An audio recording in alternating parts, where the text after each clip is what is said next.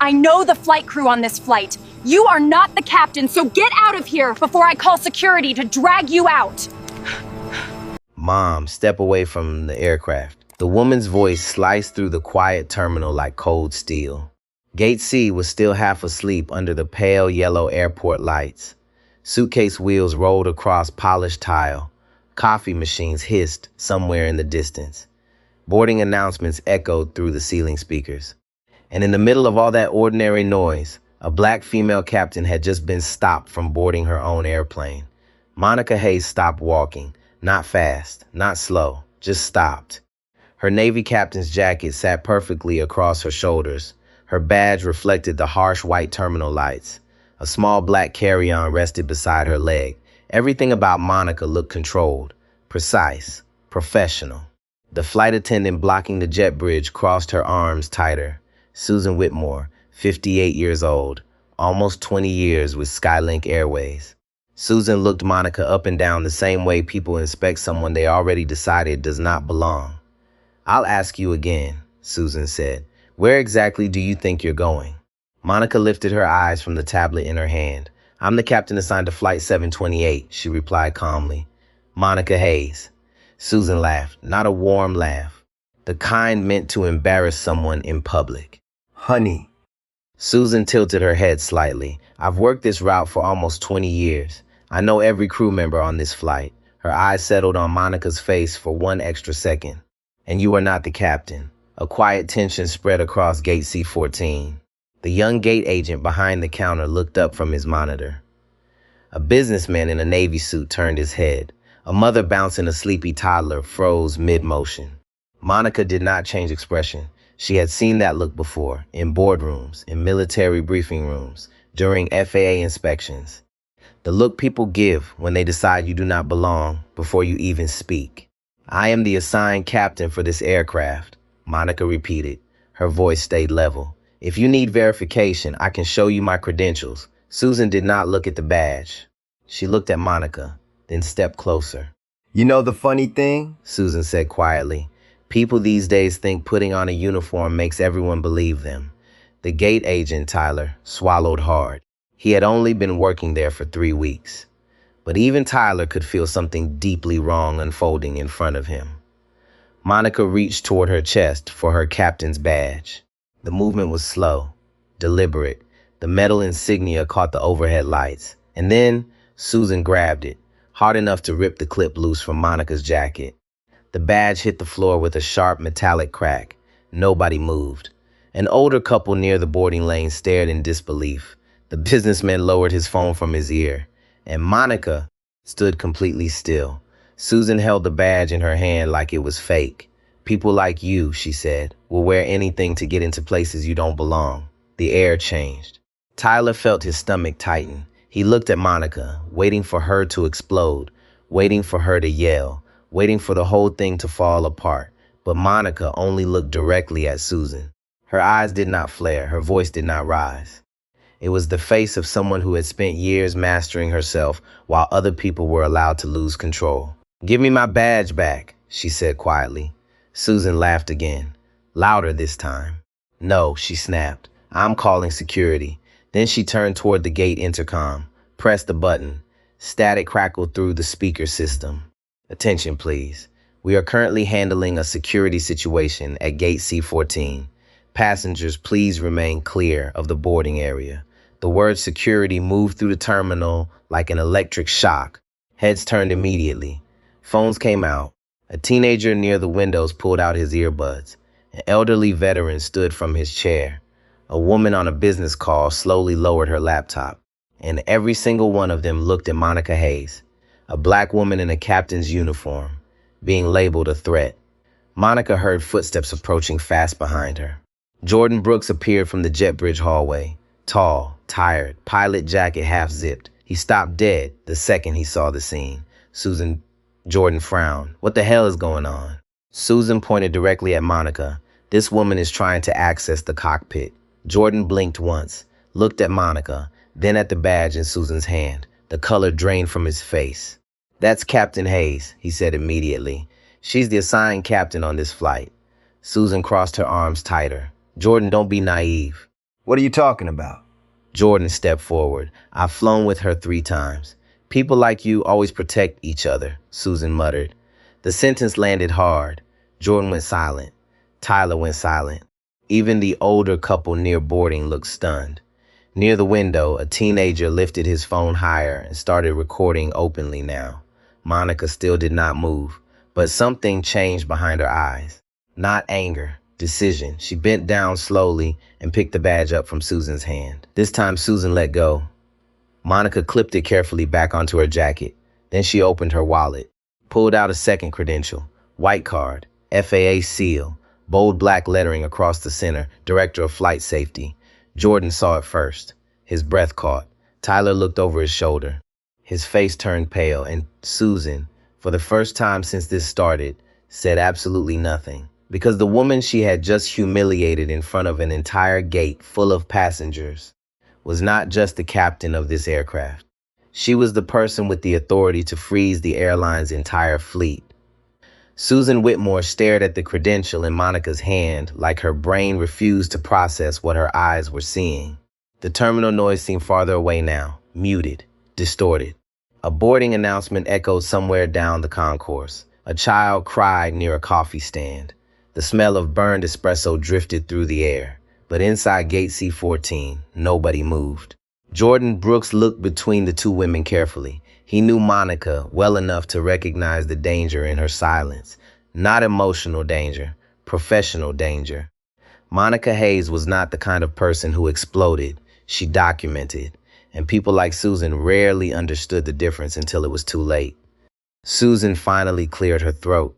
Well, she said stiffly, nobody informed me. Monica slid the credential slowly back into her wallet. You didn't ask, she replied. That hit harder than yelling would have. Tyler looked down at his keyboard fast, pretending to work because suddenly he felt embarrassed to even be standing there. The older couple near boarding exchanged another glance. The husband leaned closer to his wife and whispered, Jesus Christ. Susan's jaw tightened. People were still filming. She noticed that now. 3 phones, then 5, then more. A young woman in yoga pants near the charging station lowered her voice and whispered to her friend, This is insane. Another passenger muttered. She literally ripped the badge off her chest. Susan heard all of it. The problem with public humiliation was that once the room turned against you, every whisper sounded louder. Susan straightened her uniform jacket, trying to regain control. Well, she said sharply, if there was confusion, that's unfortunate. But I was protecting the aircraft. That's my responsibility. Monica looked at her for a long moment. Then she nodded once. You're correct, she said quietly. Protecting the aircraft is your responsibility. Susan relaxed a fraction. Then Monica continued. So is knowing who has legal command authority over it. Jordan exhaled slowly under his breath. Tyler physically stopped typing. Susan's face hardened again. I made a judgment call. No, Monica replied. You made an assumption. The words landed flat and heavy, because everyone standing there knew exactly what kind of assumption it had been. Susan opened her mouth, closed it again. The silence around gate C-14 had become unbearable now. Not loud, worse than loud, witnessing silence, the kind people remember years later. 2 airport security officers finally approached through the terminal crowd, both young, one white, one Hispanic. Their radios crackled softly as they walked. The taller officer stepped forward first. What's going on here? Susan immediately pointed toward Monica again. This woman was attempting to access the aircraft without proper verification. Jordan's head snapped around. You cannot be serious. The officer looked confused already. Monica calmly handed over her credentials. The officer examined the badge, then the FAA credential, then the name. His posture changed instantly. Yes, Mom, he said quickly, handing them back with both hands. Susan saw it happen, that tiny shift. Respect, immediate, automatic. The kind she herself had refused to give 30 seconds earlier. Monica clipped the badge carefully back onto her jacket. Then she looked directly at the officers. I'd like both your names for an incident report. The younger officer blinked. Incident report? Yes. Monica's voice stayed calm. A flight crew member physically removed my credentials, publicly identified me as a security threat over the gate intercom, and delayed boarding of a commercial aircraft. Susan's face lost color. Jordan folded his arms tightly across his chest, and suddenly the reality of what was happening started taking shape in the room. Not drama, documentation, not emotion, liability. The older businessman near boarding quietly lowered himself into a seat. His face had gone pale. He worked corporate law in Charlotte. 40 years in litigation, he recognized danger when he heard precise language. And Monica Hayes was speaking like someone already building a case. Susan forced out a dry laugh. Oh, come on. We're really doing this? Monica looked at her evenly. You already did this. Another silence. Tyler glanced toward the departure screen. Flight 728 now showed delayed. Passengers were beginning to crowd around the gate area asking questions. A man near Group 2 boarding muttered, "What the hell happened?" The woman beside him answered without taking her eyes off Monica. "She's the captain." The man frowned. Then why was security called? Nobody answered, because everybody already knew the answer. Susan rubbed both hands down the front of her skirt nervously now. The confidence was leaking out of her one piece at a time. "Look," she said, softer this time, "if there's been some misunderstanding." It wasn't a misunderstanding. Monica cut her off gently, and somehow that was worse. The officer holding the radio shifted awkwardly. "Mom," he said carefully to Monica, "would you like us to escort you somewhere private while this gets sorted out?" Jordan closed his eyes briefly, because even now, Even after the credentials, even after confirmation. the instinct was still to move her. Not Susan, her. Monica noticed it too. Of course she did. People like Monica always noticed. "That won't be necessary," she said. Then she looked directly at the officer. "I'm remaining with my aircraft." The officer nodded quickly. "Yes, Mom." Susan looked trapped now.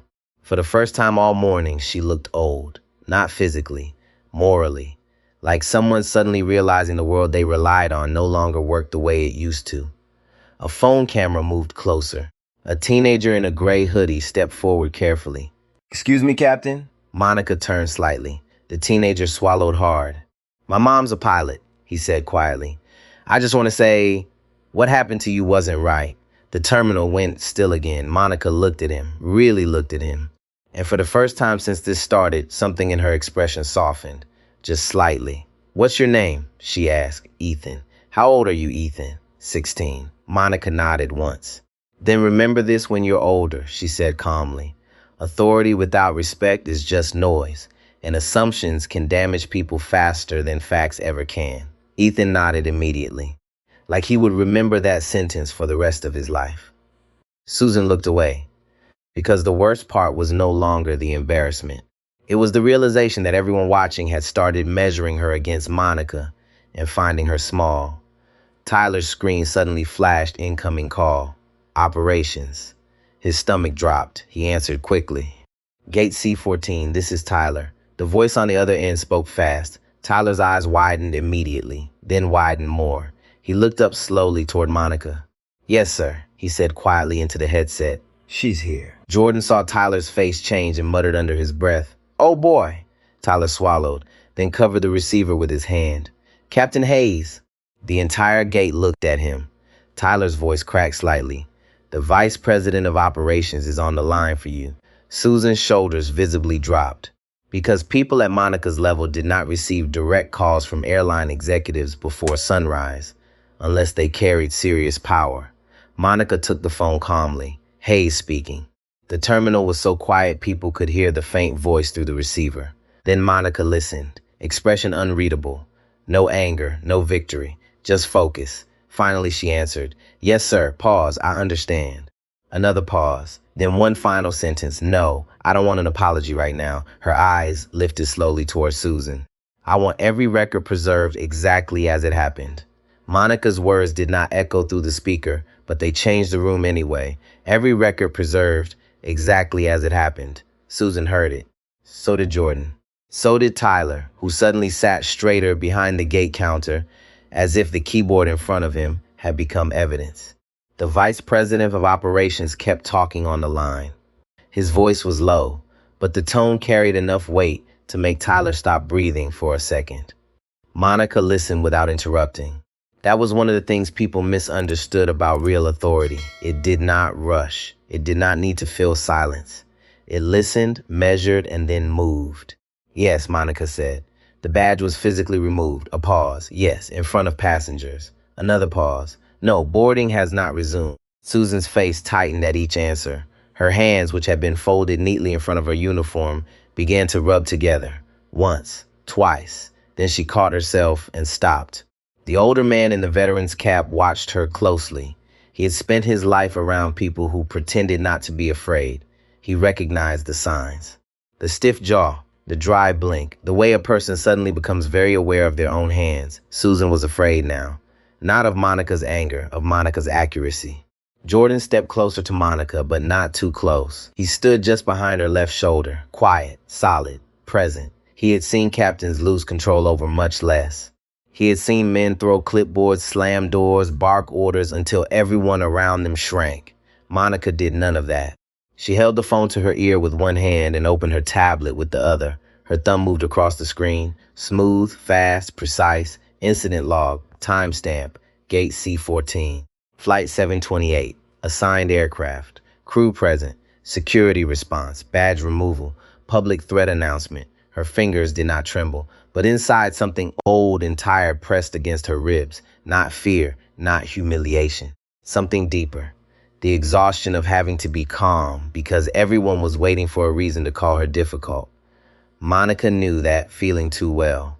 She had carried it through flight school, through military cargo missions, through airline training rooms, where men with fewer hours questioned her judgment in front of younger crews, through interviews where people complimented her discipline and ignored her brilliance. She knew the price of one raised voice, so she did not raise it. She built the record instead.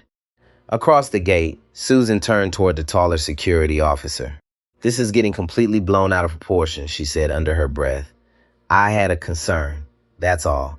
I had a concern." Officer Ramirez, the younger one, shifted his weight. He looked at Susan, then at Monica, then at the passengers holding phones. "Mom," he said carefully, "you took her badge." Susan snapped her eyes toward him. "I was verifying it." Ramirez did not answer right away. He had been a security officer for 4 years, long enough to know the difference between verification and force, long enough to know when someone was rewriting a moment while the moment was still warm. "You didn't scan it," he said. "You pulled it off her uniform." Susan's mouth opened. Nothing came out. That was when the gate supervisor arrived. Her name was Patricia Caldwell, 52 years old, short gray hair, reading glasses hanging from a black cord around her neck. She walked fast, but not panicked, carrying a tablet in one hand and a paper coffee cup in the other. She looked annoyed before she looked informed. Then she saw Monica. The coffee cup stopped halfway to her mouth. "Captain Hayes." Those 2 words did more damage to Susan than any accusation could have. Recognition. Immediate. Public. Patricia's face changed from irritation to alarm in less than 1 second. Then she looked at Susan. "Susan," she said quietly, "what did you do?" The question was not loud. It did not need to be. Susan swallowed. "I was protecting the aircraft." Patricia looked at the badge on Monica's chest, then at the security officers, then at the passengers. Did you touch her credential? Susan's chin lifted. I had reason to question whether she was who she claimed to be. Patricia closed her eyes for half a second. It was the expression of a woman who had handled hundreds of airport problems and suddenly realized this was not a passenger complaint. This was a career-altering event, maybe more. Monica lowered the phone slightly. "Patricia," she said, "I need the crew manifest locked. I need surveillance footage preserved from gate C14. I need the intercom audio pulled. I need names of security personnel who responded. And I need Linda Whitmore removed from duty pending review." Susan's eyes flashed. "My name is Susan." Monica turned to her. "Yes," she said. "Susan Whitmore, senior flight attendant, employee identification pending confirmation." The correction was surgical, not petty, not emotional. Just proof that Monica was writing everything down exactly. Susan felt it then. The room had moved beyond her control. For nearly 20 years, she had lived inside the small authority of her uniform. She knew regular customers. She knew who tipped. She knew which gate agents backed down. She knew how to sound official enough that people stopped questioning her. But Monica was not questioning her. Monica was recording her. Patricia stepped closer to Monica. Captain, I apologize. We can get this cleared up and resume boarding. No, Monica said, one word, soft, final. Patricia stopped. Monica placed the phone back to her ear. Yes, I'm still here, she said. I'm requesting a crew integrity assessment before this aircraft boards another passenger. Jordan looked down. He had expected it. Still, hearing it out loud made the air shift. A crew integrity assessment meant delay. Interviews, statements, checks. It meant the airline had to determine whether the assigned crew could safely and professionally operate the flight. Passengers did not know the technical meaning, but they understood the effect. Something serious was happening. A man near the boarding lane groaned softly. I'm going to miss my connection. His wife touched his arm. Don't, she whispered. He looked at her. She nodded toward Monica. Just don't. The man looked back at the captain, at the straight posture, at the badge Susan had tried to take, at the stillness of a woman refusing to be rushed past her own dignity. He closed his mouth. Susan heard the exchange. Her eyes grew wet, not with remorse yet, but with frustration. She looked around for someone to rescue her, a friendly passenger, a co-worker, anyone. No one moved. Then a small voice came from the seating area. It was an older black woman in a beige coat, sitting with a canvas tote in her lap. Her name was Evelyn Price, 71, retired school principal. On her way to Chicago to see her first great-grandchild, she had watched from the beginning. Her hands had been folded tightly the entire time. Now she stood, slowly. Her knees hurt, her back hurt, but her voice was steady. I saw her take the badge, Evelyn said. The gate went silent again. Susan turned toward her sharply. Mom, you don't understand airline procedure. Evelyn's eyes narrowed. I understand bullying when I see it. No one breathed. Evelyn took one step forward. I spent 36 years in public schools, she said. I have seen people use rules to protect children, and I have seen people use rules to humiliate them. Those are not the same thing. Monica looked at Evelyn just for a second. Something passed between them, a recognition older than the moment. Susan's face hardened, but her voice came out smaller. I was doing my job. Evelyn shook her head. No, baby. You were deciding who deserved respect before you knew the facts. That sentence struck deeper than Susan wanted it to. Tyler lowered his eyes. Jordan looked away. Even Officer Ramirez swallowed hard. Because the truth had been spoken plainly now, not by a lawyer, not by an executive, not by a headline, by a grandmother with a canvas tote and tired knees. Monica ended the call. She lowered the phone. The terminal waited. Then she looked at Patricia. Operations has authorized preservation of all records, she said. No one deletes footage. No one edits reports. No one boards until the assessment is complete. Patricia nodded quickly, understood. Susan whispered, this is absurd. Monica turned to her. For the first time, there was something like sadness in her eyes. Not weakness, sadness. The kind that comes when someone has shown you exactly how little they were willing to see. No, Monica said. What's absurd is that I had to prove I belong at the door of my own aircraft. The words landed softly, but they cut through every excuse in the room. And for the first time that morning, Susan Whitmore looked at Monica Hayes and did not see a stranger trying to enter a cockpit. She saw the captain. She saw the authority. She saw the damage. And somewhere deep behind her eyes, fear began turning into understanding. The delay clock on the departure screen rolled past 40 minutes. Passengers were no longer whispering. Now they were watching, really watching. Not with curiosity anymore, with judgment. Gate C-14 had turned into something larger than an airline delay. People felt it in the air now. The tension had shape, weight, memory. Tyler could barely keep up with the calls flooding his headset. Operations, crew scheduling, corporate compliance, media relations. That was the moment his stomach dropped. He glanced toward Monica again.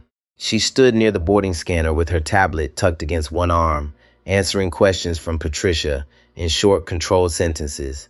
Every answer exact, every detail clean, no exaggeration, no performance. That scared people more than anger ever could. Susan sat 3 rows away now, isolated near the windows. No passengers sat beside her anymore. Her hands rested stiffly in her lap, fingers interlocked so tightly her knuckles had turned pale. She kept looking toward the jet bridge, then toward the phones recording her, then toward Monica, and every time her eyes landed on Monica Hayes, The same thought hit harder. I picked the wrong person. Not because Monica was powerful, because Monica had been right. That part hurt more. Jordan leaned against the counter beside Tyler and lowered his voice. How bad is it? Tyler muted the headset. They froze the aircraft. Jordan stared at him. Fully? Tyler nodded once. No boarding, no pushback authorization, full review pending. Jordan exhaled slowly through his nose. A full freeze before sunrise was almost unheard of unless legal exposure was serious. Around them, passengers shifted in their seats. Coffee cups sat untouched. News notifications buzzed across phones. A toddler cried somewhere farther down the concourse. And still nobody left. Because human beings know when they are witnessing the moment before something breaks open. Patricia approached Monica carefully. Corporate wants to move this discussion to a private office. Monica looked up from her tablet. Why? Patricia hesitated. They're concerned about escalation. Monica's eyes moved briefly across the passengers, across the phones, across Susan, across the elderly woman named Evelyn still seated quietly near the windows. Escalation already happened, Monica said, publicly. Patricia rubbed her forehead. She looked exhausted already, and it was not even 7 in the morning. Monica, it was the first time she used her first name. Not captain, not director, just Monica, the human version. We can fix this internally. Monica's face remained calm. That phrase is why this keeps happening. Patricia went silent. Jordan looked away immediately because he knew she was right. Everyone in aviation knew it. Things got buried, handled quietly, reframed, redirected. A complaint became a misunderstanding. Bias became miscommunication. Humiliation became procedural confusion. And the people harmed by it learned to carry it alone. Susan suddenly stood from her seat. I want union representation. Her voice cracked slightly. Several heads turned. Officer Ramirez stepped closer automatically. Monica watched Susan carefully, not with hatred, with attention. Susan crossed her arms defensively. This has become hostile. Evelyn Price looked up from her chair. No, the older woman said quietly. It became honest. Susan's jaw tightened. You don't know me. Evelyn nodded slowly. You're right, I don't.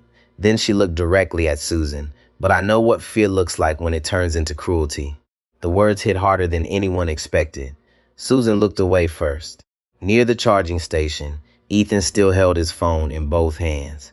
He had stopped recording 20 minutes ago, but he had not left. Neither had his father. A tall mechanic from Birmingham with rough hands and silver hair at the temples. He stepped closer now. Captain Hayes? Monica turned. The man cleared his throat awkwardly. My son wants to be a pilot. Ethan looked embarrassed immediately. Dad? No, his father said softly. She should know. He turned back toward Monica. He's been nervous about it. Says people don't really see guys like him in those jobs much. Monica looked at Ethan carefully. You still want it? She asked. Ethan nodded. Monica stepped closer. Then don't let broken people decide your ceiling. The boy swallowed hard. Jordan watched the exchange quietly. That was what separated Monica from most executives he had met. She understood that moment spread. One humiliation spreads. One act of dignity spreads too. That was the real danger of what happened this morning. Not the video. The example. Tyler's headset buzzed again. He answered quickly. Then sat up straight. His eyes widened. Yes, sir. She's here. Jordan looked over immediately. What now? Tyler lowered the headset slowly. The FAA regional office is requesting direct contact. Susan physically stopped breathing for a second. Even Patricia froze. Because once federal oversight entered the room, this was no longer an airline embarrassment. It became institutional. Patricia walked toward Monica again, voice lower now. The FAA wants a preliminary statement. Monica nodded once. Of course they do. Susan stepped forward suddenly. This is insane, she snapped. You're acting like I committed a crime. Nobody answered. That silence frightened her more than shouting would have. I asked questions, Susan continued. That's all I did. Jordan looked at her carefully. No, he said quietly. You decided the answer before you asked. Susan turned toward him sharply. You're taking her side? Jordan stared at her in disbelief. Side? His voice stayed low, controlled. She's the captain. Susan laughed bitterly. There it is. Jordan's face hardened. No, he replied. There it finally is. The words hung between them. Sharp, clean, unavoidable. Patricia looked physically uncomfortable now, like someone trapped between legal disaster and moral failure. Monica saw it. She also saw something else.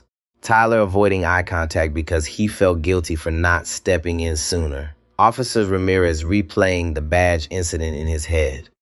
Passengers questioning how many times they had watched something unfair happen and said nothing. This was no longer about one woman at one gate. That was the truth sitting underneath everything. Monica took a slow breath. Then she walked toward Susan. The entire gate went still. Susan lifted her chin instinctively, trying to recover authority that no longer existed. Monica stopped 3 feet away, close enough for Susan to see the exhaustion beneath her composure. "You know what the worst part is?" Monica asked quietly. Susan said nothing. Monica glanced around the terminal. "At some point this morning, you stopped seeing a person." The sentence landed softly, but Susan flinched like she had been slapped. Monica continued. "You saw a threat before you saw a face. You saw suspicion before you saw credentials. And once that happens," she paused briefly, "people can justify almost anything." Susan's eyes grew wet instantly. Not because she agreed, because somewhere deep down she recognized the truth. Monica's voice stayed calm. "I don't think you woke up trying to destroy someone's dignity today." Susan looked down. "For the first time since sunrise, I think you stopped questioning your own assumptions a long time ago." The gate remained silent. Even the terminal noise seemed distant now. Monica stepped back slightly. "And when nobody challenges those assumptions," she said, "they grow." Evelyn closed her eyes briefly. Jordan folded his arms tighter. Tyler stared at the floor.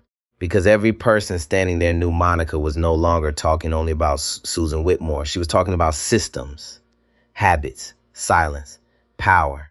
The things that survive because ordinary people decide discomfort is easier than confrontation. Patricia's phone suddenly vibrated. She checked the screen. Her face changed immediately. "What is it?"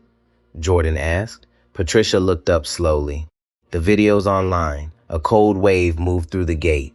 Ethan lowered his eyes. A businessman near boarding whispered, "Oh no." Patricia refreshed the screen again. Her voice dropped. "It already has over 200,000 views."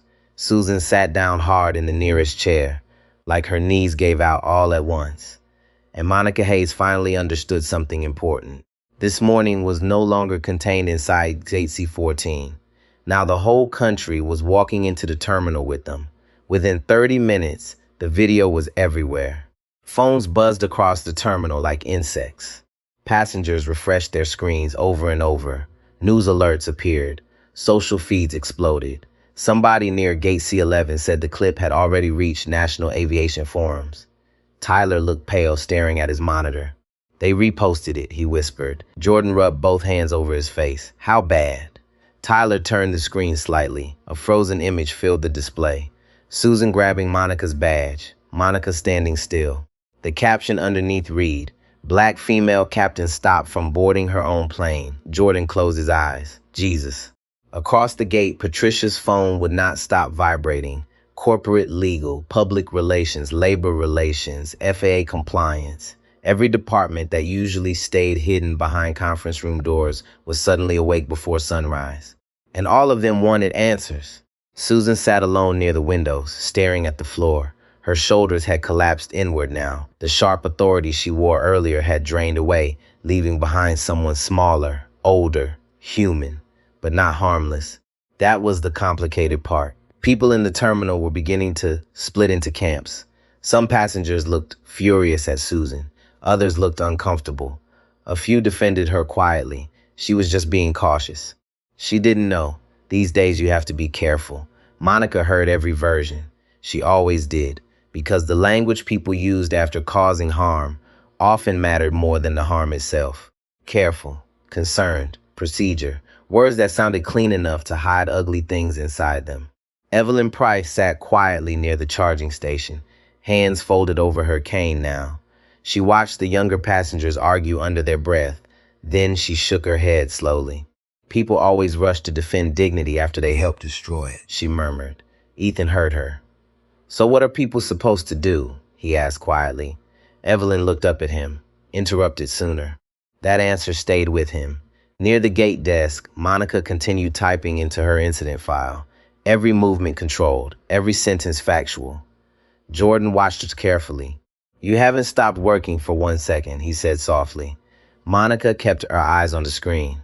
That's how you survive this industry. Jordan leaned against the counter beside her.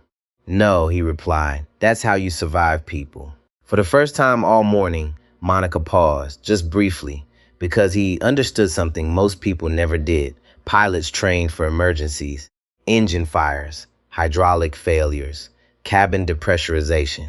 But nobody trained black professionals for the exhaustion of constantly managing other people's assumptions. That part they learned alone. Patricia suddenly approached again, moving faster this time. We have a problem. Jordan almost laughed. We crossed that bridge an hour ago. Patricia ignored him. There's a reporter downstairs asking for confirmation. Tyler muttered, Already? Patricia nodded grimly. Local aviation blogger first. Now cable media picked it up. Susan lifted her head sharply from across the gate. You called the press? Nobody answered, because nobody had to. Phones had become press years ago. Monica closed the incident file on her tablet. I didn't contact media. Susan stood again, but you knew exactly what would happen. That finally pulled Monica's eyes toward her fully. The terminal noise faded again around them. You think I caused this? Monica asked quietly. Susan's voice cracked. You could handle this privately. Monica stared at her for a long moment. Then she nodded once. Yes, she said softly, I probably could have. Susan looked relieved for half a second. Then Monica continued. But private is where accountability usually goes to die. The words hit the gate harder than shouting. Jordan looked down immediately, because he had seen it too many times. Complaints buried, quiet settlements, mandatory training videos nobody watched. Then everybody moved on while the same behavior kept growing in silence. Susan's breathing grew uneven now. This is ruining my life. Monica's face remained still. No, she said. Your choices are doing that. Susan looked like she wanted to argue, but somewhere inside herself she already knew the difference. A middle-aged man in a Cardinals jacket stepped closer from the seating area. I watched the whole thing, he said carefully. And honestly, at first I thought maybe she really wasn't cruel. The gate fell quiet again. The man looked embarrassed immediately. Monica did not react. He swallowed hard. I guess, he continued slowly.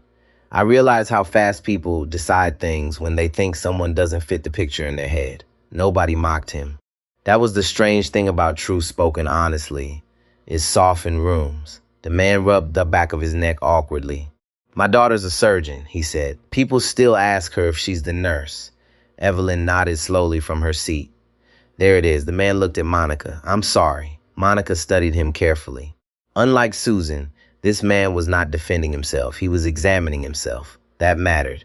Thank you, Monica replied quietly. And just like that, something shifted again inside the terminal. Not toward forgiveness, toward recognition.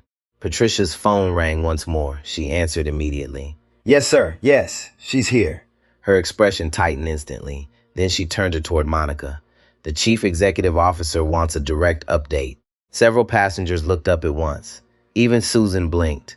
Jordan let out a low whistle under his breath, because airline CEOs did not personally involve themselves in ordinary employee disputes.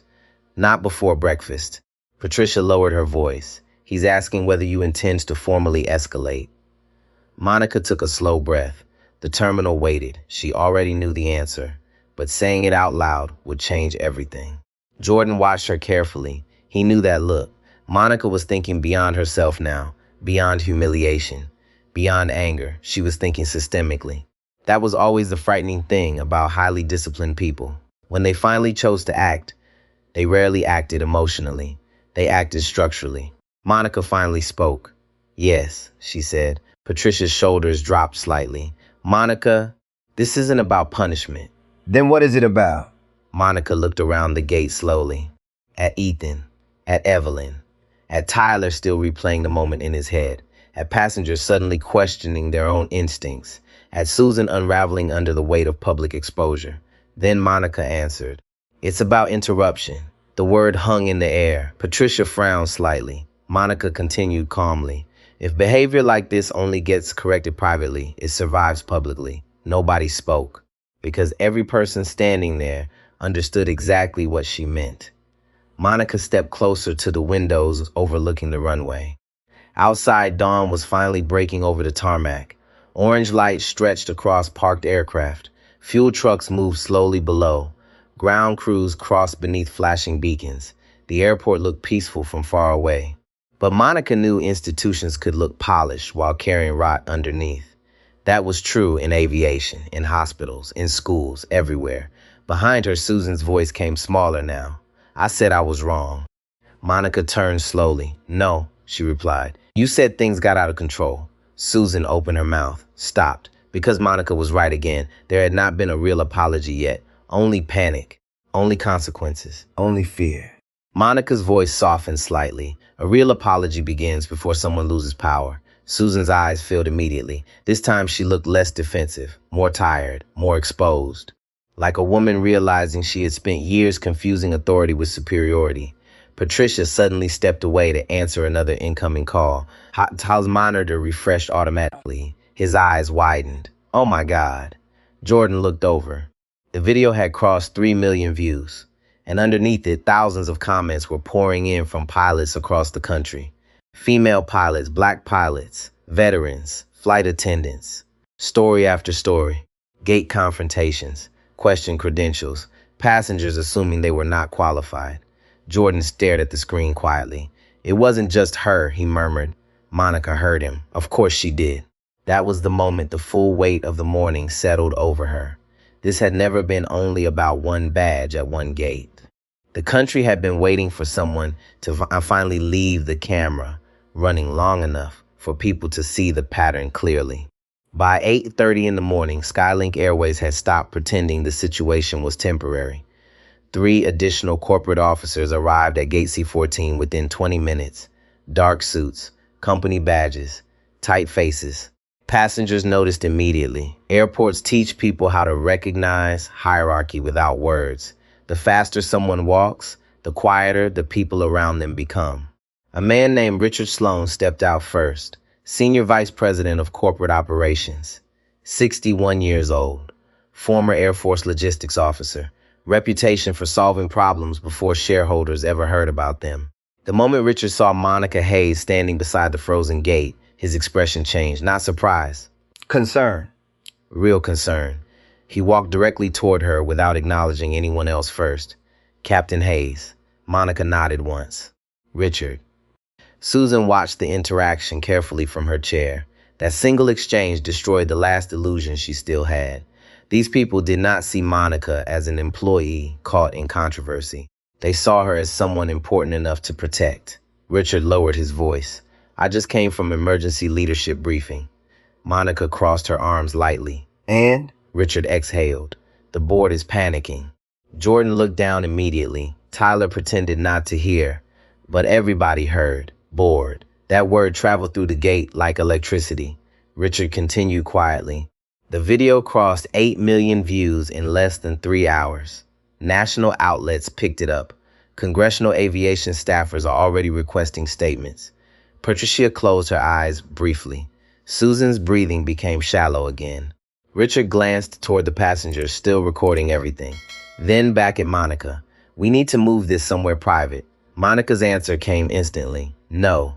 Richard rubbed his jaw. Monica? No, she repeated calmly. This happened publicly. The response stays public. Richard studied her for a long moment. He understood exactly what she meant. If leadership disappeared her into a conference room now, the story would become another controlled corporate narrative. Miscommunication, unfortunate incident, internal review pending, clean language, dead language. Monica refused to let dignity disappear behind legal vocabulary. Across the seating area, Evelyn watched Richard carefully. She had spent decades dealing with school boards and administrators who only became urgent after cameras arrived.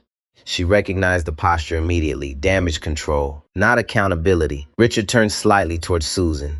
His face hardened. Did you physically remove Captain Hayes' credentials? Susan swallowed. Yes, but that's not a yes but question. His voice stayed calm, which made it worse. Susan looked stunned. People like Susan spent years learning how to navigate authority through confidence and familiarity. But when real institutional power entered the room, Confidence collapsed fast. I believe there was a security concern, she said weakly. Richard nodded slowly. And what specifically made you believe that? Susan froze. There it was. The question she had avoided all morning. Specificity. Not feelings. Not assumptions. Not impressions. Facts. Passengers leaned forward quietly. Tyler stopped typing again. Even the terminal noise seemed farther away. Susan searched desperately for language that sounded reasonable. She wasn't listed in the pre-boarding update. Jordan immediately frowned. That's not true. Susan looked toward him sharply.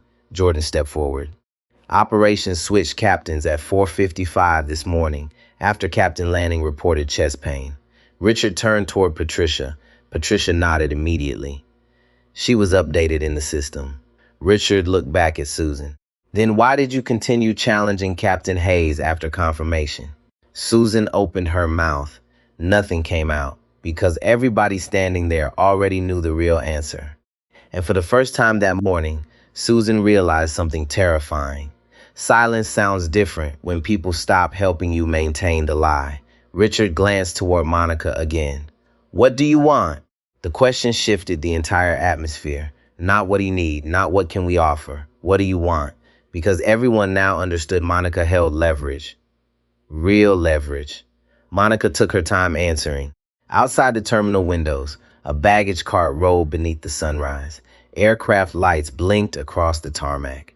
Ground crews moved through cold morning air, while the entire airport continued operating around one frozen gate. That contrast hit Monica hard. Systems always keep moving, even while people break inside them. Finally, she spoke. I want a full crew climate investigation. Patricia inhaled sharply. Richard's expression tightened. Susan stared at Monica in disbelief. A what? Monica looked directly at her. I want every discrimination complaint and connected to flight operations reviewed for the last 10 years. The gate went dead silent. Jordan slowly straightened, because now he understood where this was going. Not revenge, exposure. Richard lowered his voice immediately. That level of review would involve federal oversight. Yes, Monica replied. It could affect licensing reviews. Yes. It could expose the company to lawsuits. Monica held his gaze. Then maybe the company should have cared sooner. Richard looked away first. Near the seating area, Ethan whispered under his breath. Wow. His father nodded slowly, because older Americans understood something younger people sometimes missed. Real change usually begins when someone important finally refuses to absorb humiliation quietly. Susan suddenly stood up. This is insane, she snapped. You're trying to destroy the airline over one misunderstanding. Monica turned toward her calmly. No, she said. I'm trying to stop the next one. Susan's face twisted. You think I'm racist? Monica did not answer immediately. That frightened Susan more than accusation would have. Finally, Monica spoke. I think you stopped seeing individuals. Susan blinked rapidly. And once people become categories in your mind, Monica continued, respect becomes conditional. The words landed slowly, deeply. Evelyn lowered her eyes. Officer Ramirez shifted uncomfortably. Tyler stared at his keyboard again because suddenly he was remembering every moment in his own life when he stayed quiet because speaking up felt inconvenient. Monica's voice softened slightly. That doesn't start with hate most of the time. Susan looked confused now. Monica continued. It starts with comfort, familiarity. Assumptions repeated so often they stopped sounding dangerous. Richard watched her carefully. This was why Monica terrified executives when she chose to speak publicly. She was impossible to dismiss as emotional. Everything she said sounded measured, experienced, provable. That made institutions vulnerable. Patricia's phone buzzed again. She glanced at it and cursed quietly under her breath. Richard looked over. What now? She turned the screen toward him. A major cable network had already posted the video. The headline read, Airline captain publicly challenged at gate despite FAA credentials. Below it, another headline was spreading even faster. Former employees described pattern of complaints at Skylink Airways. Richard's face went pale. Former employees? Patricia nodded slowly. They're coming forward. Jordan leaned back against the counter heavily. There it was, the crack in the wall. Once one story survives public scrutiny, others start finding oxygen. Susan looked physically ill now. This can't be happening. Evelyn studied her quietly. Oh, it's been happening for a long time, she said softly. People are just finally listening. Monica walked toward the windows again. For a moment, she said nothing. Then she spoke quietly enough that only those closest heard. When I was 12 years old, she said, my father took me to an air show in Alabama. Jordan looked toward her. He pointed at the pilots and told me something I never forgot. Her reflection stared back from the terminal glass. He said some people will spend their whole lives trying to decide who belongs in the sky. The gate stayed silent. Monica's voice lowered further. Then he told me something else. She turned slowly back toward the room. Never let small minds define the size of your future. Even Richard Sloan looked affected by that. Because suddenly this was no longer about aviation policy. It was about inheritance, the inheritance of dignity, of limitation, of courage. Susan sank slowly back into her chair. And for the first time all morning, she stopped trying to defend herself. Not because she had fully changed, but because somewhere inside her, she was finally beginning to see the distance between procedure and prejudice. And that realization hurt more than public shame ever could. At 9:15 in the morning, the first former employee arrived at Gate C14 in person. Nobody expected that. A woman in a dark green coat stepped off the escalator, carrying a leather folder against her chest. Mid-60s, gray curls tucked beneath a knitted cap, walking with the careful stiffness of someone recovering from surgery. Patricia recognized her immediately. Oh my God. She whispered. Richard Sloan turned sharply. You know her? Patricia nodded slowly. Donna Mercer. Jordan frowned. The former training supervisor? Patricia swallowed. Donna had worked for Skylink Airways for almost 30 years before retiring quietly 5 years earlier. She trained hundreds of flight attendants. Pilots respected her because she treated hierarchy seriously, but humanity even more seriously. People used to say Donna could spot a dangerous crew dynamic before the aircraft even left the gate. Donna stopped a few feet from Monica. Then she looked toward Susan, and the expression on her face carried something worse than anger. Disappointment. Deep disappointment. Susan stared at her in disbelief. Donna? Donna nodded once. You remember me now. Susan's mouth opened slightly, because suddenly the past was walking toward her in public. Richard stepped forward carefully. Ms. Mercer, this is an active internal matter. No, Donna interrupted quietly. It became public the moment a captain had her badge ripped off in front of passengers. Richard fell silent immediately. Donna turned toward Monica. I watched the video 3 times before coming down here. Monica studied her carefully. Donna looked tired, not weak, just tired in the way people become after spending decades watching institutions protect comfort over truth. You handled yourself with dignity, Donna said softly. Monica nodded once. Thank you. Donna glanced around the gate, at the phones, at the executives, at Susan. Then she took a slow breath. I filed complaints about behavior like this 12 years ago. The entire gate froze. Susan's face drained instantly. Patricia whispered under her breath, Jesus. Donna continued calmly. Not against one person. Against a pattern. Richard's jaw tightened. Jordan folded his arms. Monica remained perfectly still. Donna opened the leather folder in her hands. Inside were old documents, printed reports, emails, training evaluations, paper, real paper, the kind nobody expected retired employees to keep. I warned leadership that certain gate and cabin crews were developing exclusion habits. Donna's voice stayed level, questioning minority pilots more aggressively, challenging credentials selectively, assuming authority based on appearance. Susan looked sick now. That's not true. Donna looked directly at her. Yes, she replied quietly. It is. The silence afterward was brutal, because Donna Mercer did not sound emotional. She sounded prepared. That frightened Richard Sloan more than anything else that morning. He stepped closer immediately. Donna, we addressed those concerns internally at the time. Donna gave him a long look. No, Richard, you archived them. That sentence cut through the terminal like broken glass. Passengers leaned closer, phones lifted higher. Tyler could barely breathe now, because the story was evolving in real time. This was no longer one incident. This was institutional memory. Evelyn Price closed her eyes briefly. She had lived long enough to recognize the pattern too. People call something isolated until enough victims stand next to each other. Susan shook her head rapidly. You're making this sound deliberate. Donna looked at her sadly. That's because you still think off only counts if it comes with hatred. Nobody moved. Donna stepped closer. I trained crews for 3 decades, she said. Most discrimination doesn't arrive screaming. It arrives smiling, confident, certain it's being reasonable. Susan's eyes filled instantly. Because somewhere inside herself, she knew Donna was describing her perfectly. Monica finally spoke. How many reports? Donna looked toward her. 32 formal complaints over 14 years involving flight crew bias concerns.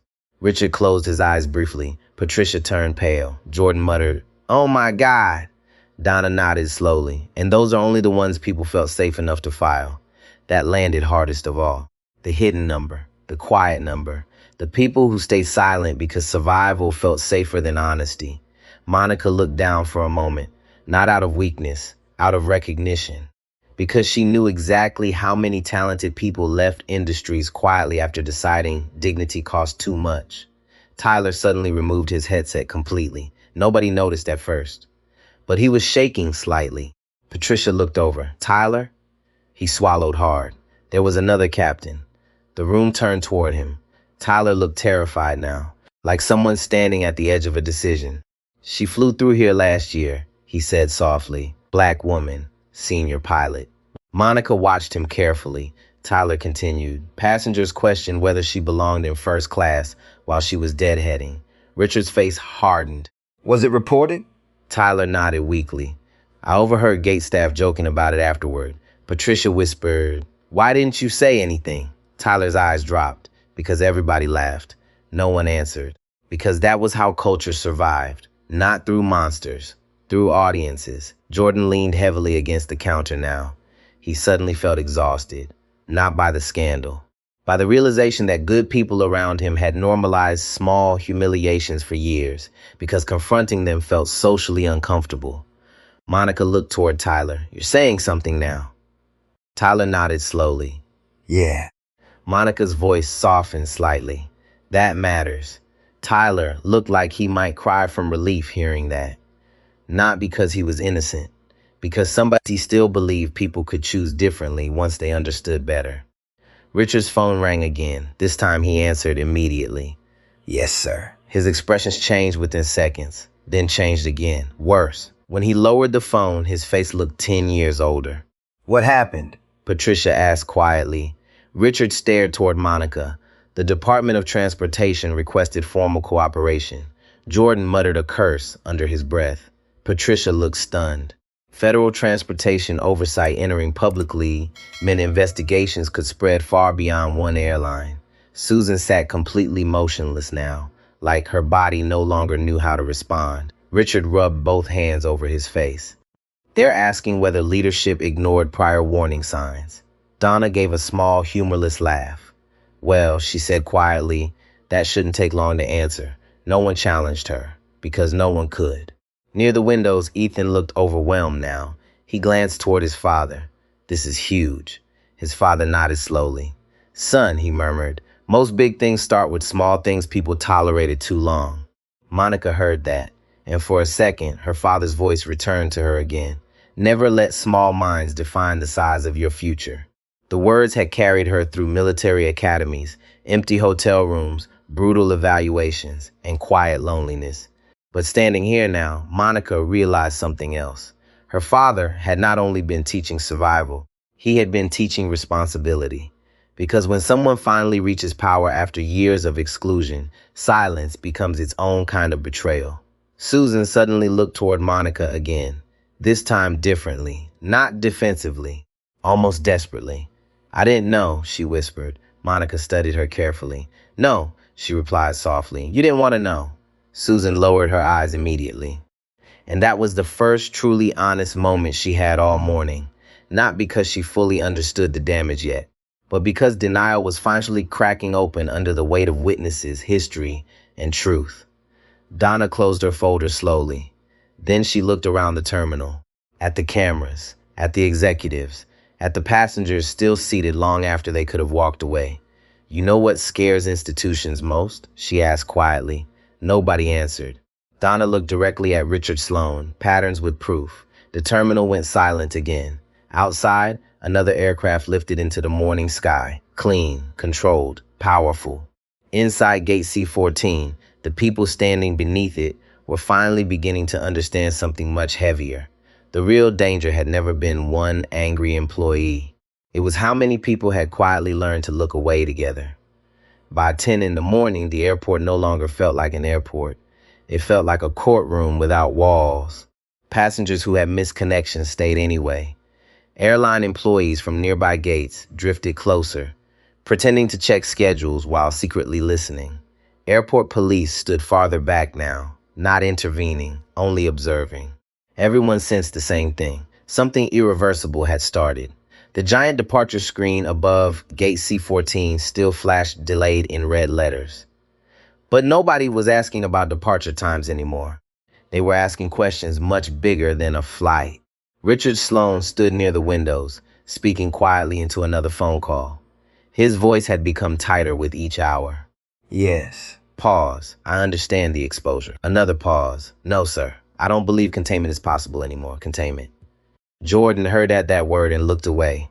That was always the first instinct of institutions under pressure. Contain the story, contain the damage, contain the truth. But truth did not stay contained once ordinary people recognized themselves inside it. Monica sat alone near the end of the gate now, finally silent after hours of statements and interviews. Her tablet rested closed across her lap. For the first time all morning, exhaustion showed on her face. Not dramatic exhaustion, the quiet kind, the kind older people recognized immediately. The cost of holding yourself together while the world tests your dignity in public. Evelyn slowly approached and lowered herself carefully into the seat beside her. For a moment, neither woman spoke. The airport hummed around them, rolling luggage, distant announcements, coffee grinders, jet engines vibrating faintly through the terminal glass. Finally, Evelyn looked at Monica. You remind me of my brother. Monica turned slightly. He integrated a high school in Mississippi back in 1968. Evelyn said softly. Everybody remembers the yelling, but what I remember most is how tired he looked afterward. Monica listened quietly. Evelyn smiled sadly. He told me something once. She paused. People think courage feels powerful. Most days it just feels lonely. That landed deep, because Monica knew exactly what she meant. Jordan watched them from across the gate. Two women from different generations, different lives, connected by the same exhaustion. Tyler suddenly rushed toward Patricia, holding printed papers in trembling hands. You need to see this. Patricia took the documents quickly, then froze. Richard noticed immediately. What now? Patricia looked stunned. These are archived employee complaints. Donna Mercer stepped closer. Where did you find those? Tyler swallowed hard. In the old compliance database, somebody flagged similar incidents years ago. Patricia flipped through the pages, one complaint after another, questioned credentials, unequal treatment, humiliating gate interactions, selective security concerns, different names, same pattern. Richard's face hardened with every page. How many? Tyler's voice nearly cracked. 47. The gate fell silent again. Susan looked physically ill now, because the ground beneath her defense was disappearing piece by piece. This was no longer about one bad decision. It was culture, documented culture. Donna closed her eyes slowly. They buried all of it. Richard snapped defensively. We investigated. No, Donna interrupted sharply. You managed risk. That's not the same thing. The word struck hard because everyone present understood the difference. Risk management protects institutions. Accountability protects people. Monica slowly stood from her chair. The movement alone quieted the room, not because she demanded attention, because by now people trusted the weight of her silence. She walked toward the stack of complaints in Patricia's hands, did not touch them, only looked. Then she asked one question. How many employees left after filing reports? Nobody answered immediately. Patricia flipped through pages quickly. Her expression changed. Oh, God. Richard looked at her. What? Patricia's voice dropped. Several resigned within a year. Jordan rubbed his forehead hard. Tyler looked sick, because suddenly another truth appeared beneath the scandal. The people harmed most severely were not always the ones humiliated publicly. Sometimes they were the ones who disappeared quietly afterward. Monica stared at the papers for a long moment. Then she looked toward the crowded terminal around them. You know what scares people away from reporting things? She asked quietly. Nobody moved. Not conflict, Monica answered herself softly. Futility. The word settled heavily across the gate. Passengers listened. Employees listened. Even airport police listened. Monica continued. Most people can survive difficulty. What breaks them is believing nothing changes afterward. Susan lowered her head, because somewhere inside herself, she finally understood the scale of what she had participated in. Not created alone, participated in. A system where humiliation became routine enough that leadership stopped hearing it. Richard suddenly looked older than he had that morning. This airline employs over 30,000 people, he said quietly. You're talking about a systemic failure. Monica met his eyes evenly. No, she replied. I'm talking about a human failure repeated systematically. That sentence stopped him cold. Near the charging station, Ethan whispered to his father again. She talks different than politicians. His father nodded slowly. Because she's not protecting herself while she speaks. That was true. Monica never sounded rehearsed. She sounded experienced. And Americans over 60 recognized that difference instantly. Experience speaks slower, cleaner, harder. Patricia's phone vibrated again. This time she stared at the screen before answering. What is it? Jordan asked. Patricia looked pale. The FAA wants Monica in Washington. The entire gate froze. Richard blinked. For what? Patricia swallowed. A preliminary congressional transportation briefing. Even Monica looked surprised by that. Not outwardly. But Jordan saw the tiny shift in her eyes. This had moved beyond corporate investigation now, into national conversation. Susan whispered under her breath. Congress? Like the word itself felt impossible. Donna looked at Monica carefully. They're going to ask whether this reflects broader aviation culture. Monica nodded slowly. Because it does. No hesitation. No corporate language. Just truth. Richard exhaled sharply. You understand what this could become? Monica turned toward him. I think the better question is why it took a public humiliation for anyone to care. Richard had no answer. Because he knew she was right. The gate remained painfully quiet. Then Officer Ramirez stepped forward unexpectedly. Everyone turned toward him. He looked nervous, uncomfortable, but determined. I want to add something to the report. Patricia frowned slightly. What? Ramirez looked toward Monica first, then toward Susan. When I first arrived, he said slowly, I assumed Captain Hayes was probably the disruptive passenger. Silence. Pure silence. Ramirez swallowed hard. I saw a black woman standing near security officers while an older white employee looked upset.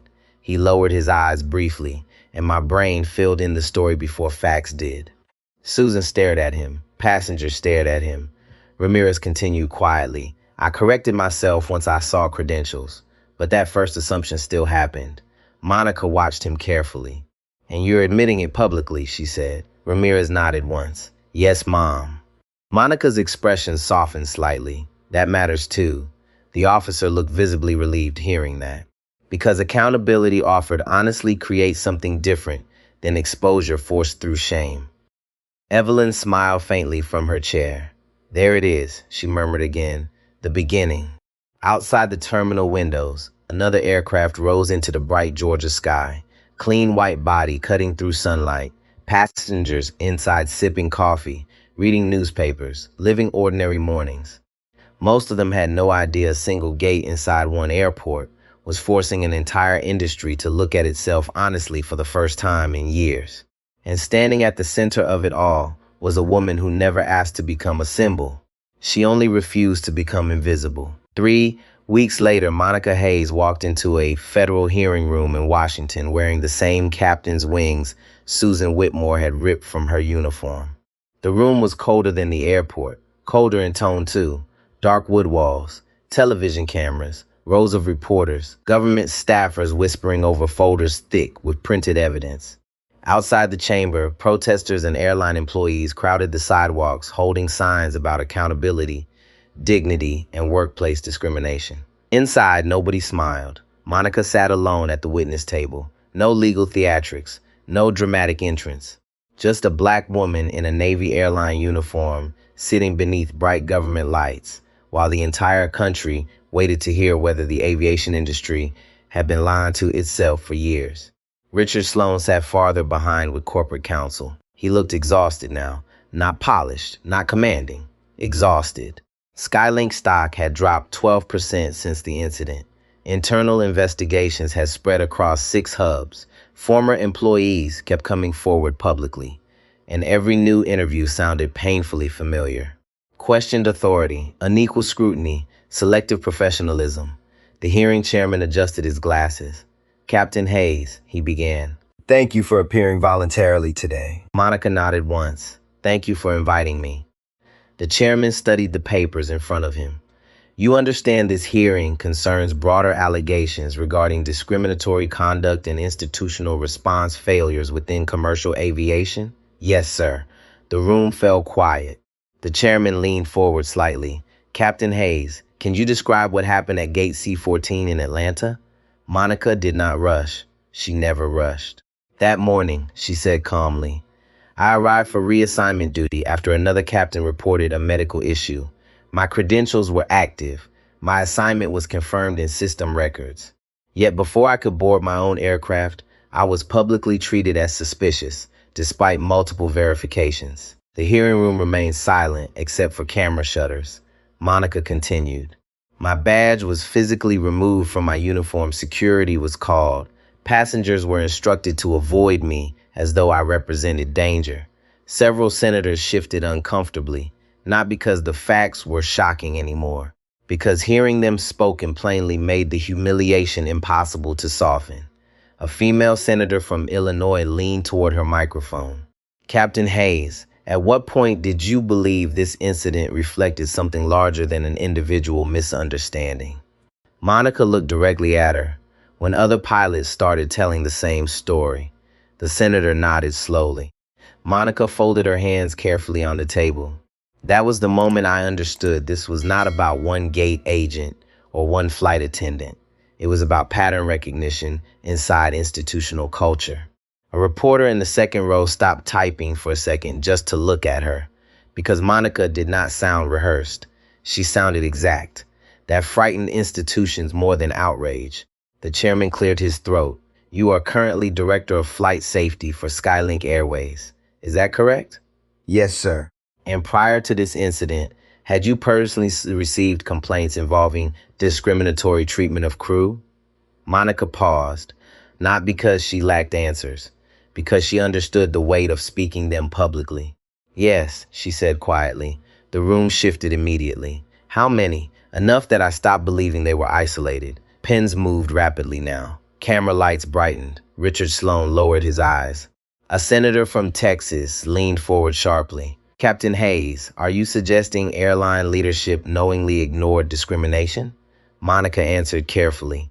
"I'm suggesting many institutions become better at managing complaints than solving the conditions creating them." The room went still again. Even older senators who disagreed politically recognized the truth in that sentence. Because every American over 60 had lived long enough to watch organizations protect image before people. The senator frowned. "That sounds like a very serious accusation." Monica held his gaze evenly.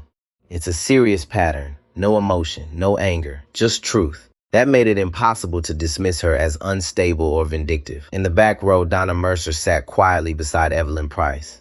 Both women watched Monica with the same expression, pride mixed with grief, because they knew how much it costs to remain composed while speaking painful truths publicly.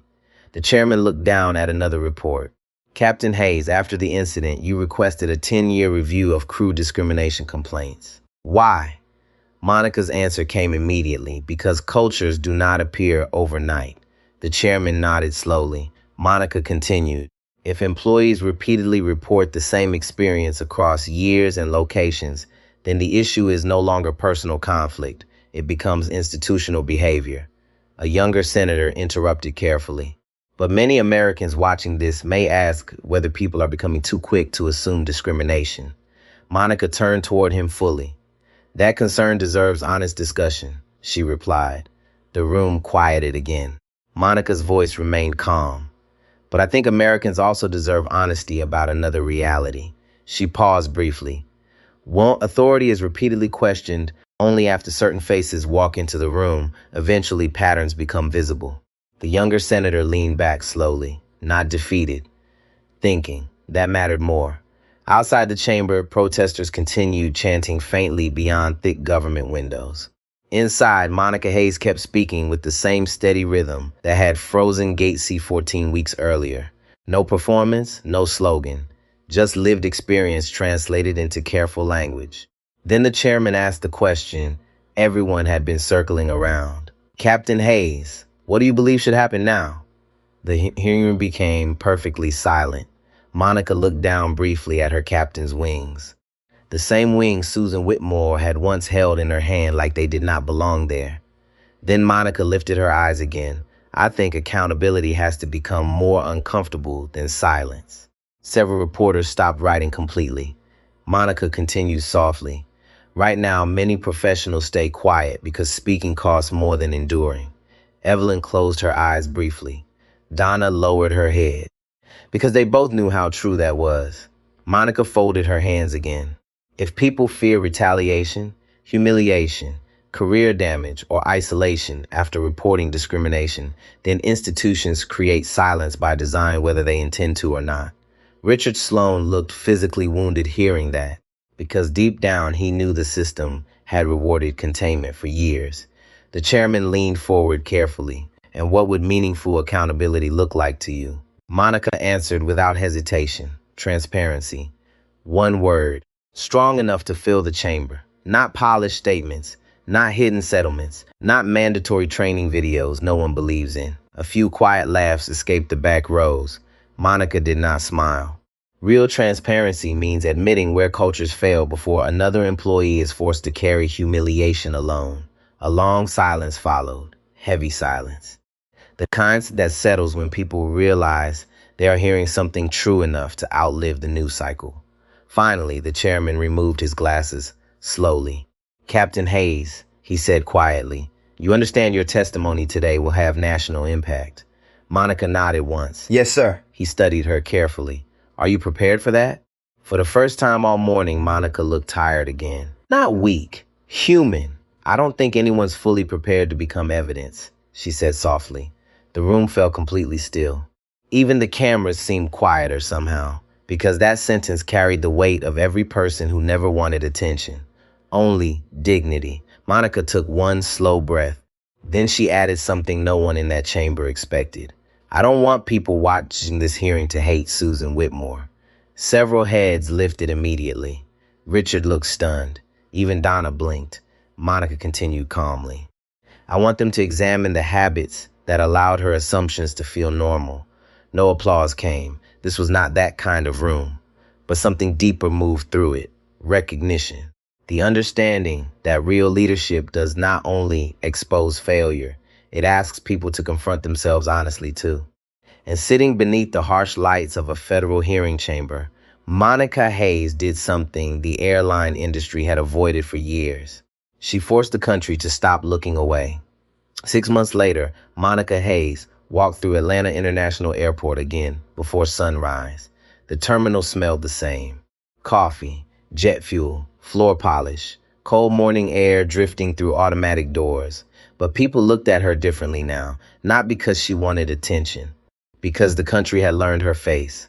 Passengers recognized her quietly as she crossed the concourse in her Navy captain's uniform. Some nodded respectfully, some whispered.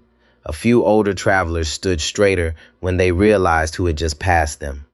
Monica acknowledged none of it outwardly. She kept walking, steady pace, straight back, calm eyes. The same way she walked the morning everything changed. Only now, nobody questioned whether she belonged. Near gate C-14, Tyler Reynolds stood behind the counter, adjusting his tie nervously. He had been promoted 3 months earlier after testifying during the federal review. He noticed Monica first.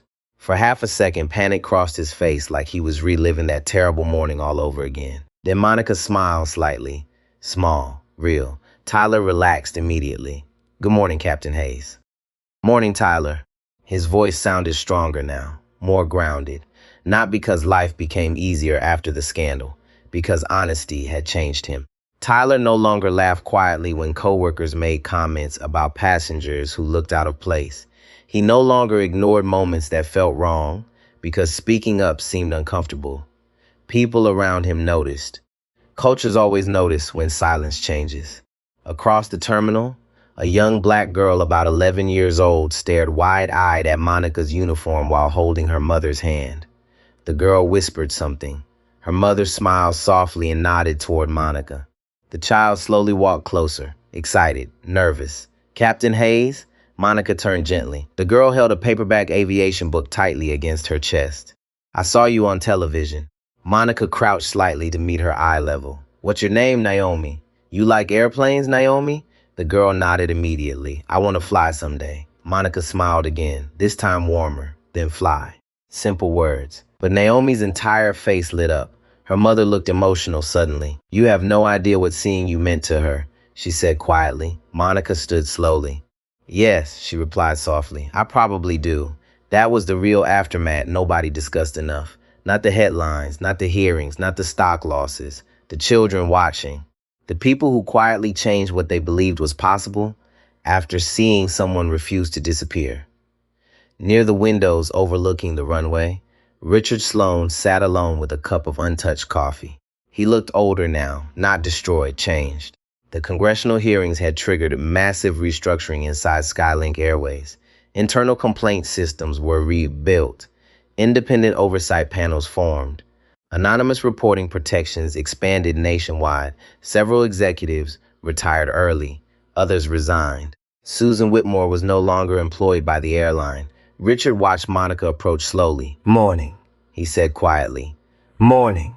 For a moment, they simply watched aircraft taxi through pale morning fog. Finally, Richard spoke. "You were right." Monica did not answer immediately. Richard gave a tired laugh. "I spent 30 years believing stability mattered most." He looked down at the coffee in his hands. "Turns out silence can look stable for a very long time." Monica nodded slowly. "That's the danger of unresolved things." Richard looked toward her carefully. "I should listen sooner." That sentence carried weight because it came without defense attached to it. No excuses, no explanations, just truth. Monica studied the runway lights blinking through the dawn. "We all inherit systems," she said quietly. "The question is whether we become brave enough to examine them honestly." Richard lowered his eyes because he finally understood something painful. Good institutions do not fail only because bad people exist inside them. They fail when decent people grow too comfortable with small injustices. A boarding announcement echoed overhead. Passengers gathered near the gate slowly. Among them stood Officer Ramirez in plain clothes now, off duty, carrying a backpack over one shoulder. He noticed Monica and walked over immediately. "Captain Hayes." She nodded. "How have you been?" Ramirez smiled awkwardly. "Different." Monica understood exactly what he meant. The officer rubbed the back of his neck. "My department started bias review workshops after the hearings." He shook his head slightly. "First time I ever really thought about how fast assumptions happen." Monica looked at him carefully. "The important part is slowing down enough to question them." Ramirez nodded. "That's harder than people think." "Yes," Monica replied softly. "It is. Because that was the deeper truth underneath everything. Prejudice rarely announces itself dramatically. Most of the time it arrives disguised as instinct, efficiency, professional judgment, common sense. That is why it survived so long." Across the gate area, Evelyn Price appeared slowly with her cane and canvas tote. Monica's face softened instantly. Evelyn smiled. "You still walking through airports causing trouble?" Monica laughed quietly for the first time all morning. Apparently, Evelyn reached out and squeezed her hand gently. "You know what I'm happiest about?" Monica tilted her head slightly. "You stayed human through all of it." That sentence stayed between them, because many people become hardened after public humiliation. Bitter, sharp, closed. Monica had not. She still listened carefully, still spoke softly, still treated strangers with dignity. Power had not changed her. Pressure revealed her. Near boarding, Naomi and her mother were still watching Monica from a distance. The little girl suddenly raised her hand in a shy wave. Monica waved back. And somewhere deep inside Naomi's imagination, the sky changed shape forever. The final federal report released 2 weeks later described the Gate C-14 incident as a preventable failure of institutional culture, oversight, and professional accountability. News channels covered it for days. Then slowly the country moved on. That is what countries do. But not everyone moved on unchanged. Flight schools reported increased enrollment among women and minority applicants. Airlines revised credential verification procedures nationwide. Anonymous reporting protections expanded across aviation departments. Most importantly, people started interrupting things sooner. Small comments, quiet assumptions, public disrespect disguised as procedure. Not perfectly, but more often, and sometimes that is how real change begins. Not all at once, one interruption at a time. As boarding finally started that morning, Monica adjusted the captain's wings on her uniform one last time. The same wings someone once tried to tear away from her. Now they carried something heavier than authority. They carried memory. The memory of what happens when dignity refuses to step aside quietly. Monica picked up her flight bag and walked toward the jet bridge. Passengers stepped aside respectfully as she passed, not because she demanded it, because she earned it. And somewhere behind her, Naomi Carter stood taller, watching that uniform disappear into the aircraft doorway. Like she had just seen her own future board the plane first. If this story meant something to you, take a moment to like the video, subscribe to the channel, and leave 3 words in the comments. Never stay silent.